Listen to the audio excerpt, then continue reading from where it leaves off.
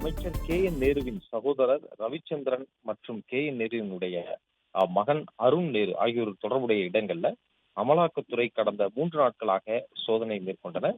இந்த சோதனை நடந்து வரக்கூடிய நிலையில அவர் கே.என். ரவிச்சந்திரனை நுங்கம்பாக்கம் அலுவலகத்துல நேற்று, அதாவது செவ்வாய்க்கிழமை அன்று அழைத்து சென்று விசாரணை மேற்கொண்டார்கள். ஒரு 4-5 மணி நேரம் விசாரணை மேற்கொண்டார்கள். அது மட்டுமல்லாமல் அவருடைய வீட்டில் வைத்தே அவரிடம் பல மணி நேரம் விசாரணையும் மேற்கொள்ளப்பட்டது. அவருடைய அலுவலகத்தில் கைப்பற்றப்பட்ட ஆவணங்கள் இந்த வழக்கு தொடர்புடைய, அதாவது சிபிஐ பதிவு செய்த அந்த பண மோசடி வழக்கு, அதாவது வங்கி மோசடி வழக்கு, அந்த வங்கி மோசடி வழக்கில் தொடர்புடைய ட்ரூடம் என்ற நிறுவனத்திலும் சோதனை நடத்தப்பட்டு அது தொடர்பாக கைப்பற்றப்பட்ட ஆவணங்கள் குறித்தும் அவரிடம் விசாரணை நடத்தப்பட்டதாக கூறப்படுகிறது.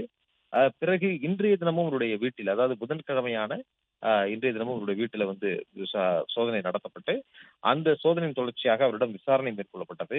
பிறகு மதியம் அளவில் அவருடைய வீட்டில் வந்து சோதனை நிறைவு பெற்று பிறகு கே.என். ரவிச்சந்திரனுக்கு சம்மன் கொடுத்தார்கள் அமலாக்கத்துறையினர். அதன்படி மதியம் 2:15 மணி அளவில் நுங்கம்பாக்கத்தில் இருக்கக்கூடிய அலுவலகத்தில் கே.என். ரவிச்சந்திரன் நேரில் வந்து ஆஜரானார்.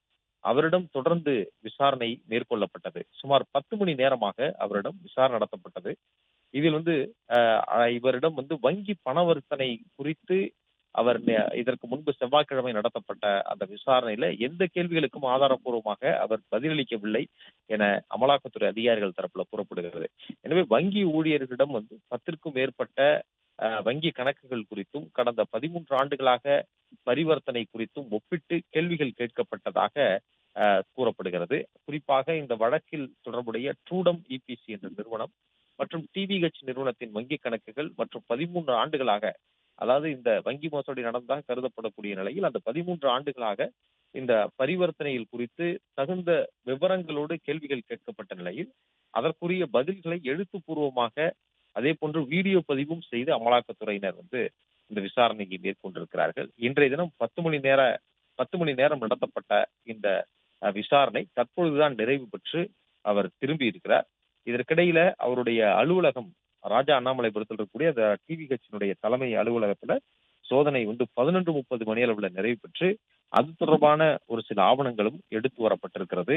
விசாரணை நடைபெற்ற பொழுது மேலும் சில விசாரணை அவரிடம் நடத்துவதற்கான வாய்ப்புகள் இருப்பதாகவும் கூறப்படுகிறது. என தேவைப்பட்டால் மீண்டும் சம்மன் அனுப்பி விசாரிக்கவும் அமலாக்கத்துறை திட்டமிட்டிருப்பதாக அமலாக்கத்துறை தரப்புல தெரிவிக்கப்பட்டிருக்கிறது.